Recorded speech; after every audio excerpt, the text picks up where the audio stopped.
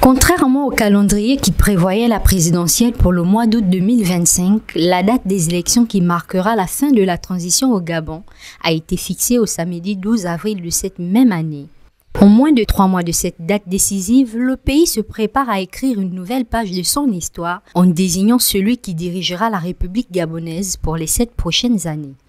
La question de savoir que deviendra le calendrier scolaire reste posée aussi bien par les responsables des établissements que par les apprenants. Il faut que les choses aillent vite, mais pas dans le désordre.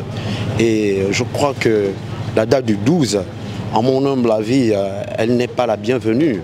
Elle n'est pas la bienvenue, pourquoi? Parce que nous avons un calendrier scolaire qui est là. Alors, qu'est-ce que le gouvernement a prévu?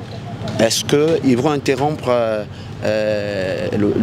l'année scolaire pour revenir après? Vous voyez que là, ça va être vraiment un peu compliqué pour les élèves, surtout pour les enfants en classe d'examen. Ça veut dire qu'on risque d'avoir une année scolaire assez réduite. Donc nous n'allons pas respecter le calendrier parce que n'oublions pas que le Gabon aussi a des engagements avec l'UNESCO. Et donc, est-ce que si le calendrier scolaire, on n'atteint pas le quota horaire par exemple, est-ce que l'année pourrait être validée?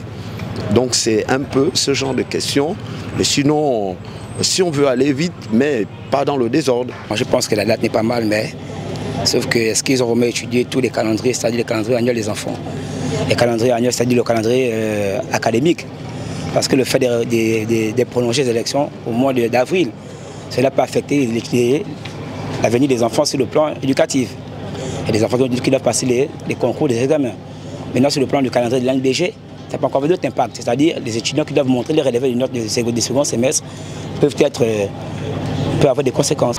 Bon, vu que c'est déjà officiel, nous étant affiliés et sous la tutelle d'un ministère, qui est le ministère de l'Éducation nationale, je pense que les décisions qui pourront être prises vont être données certainement d'ici là par le ministère de l'Éducation nationale. Donc nous, à notre charge, on va se plier d'attendre la décision qui viendra de Carmela Antikoum, qui est notre responsable à ce gouvernement.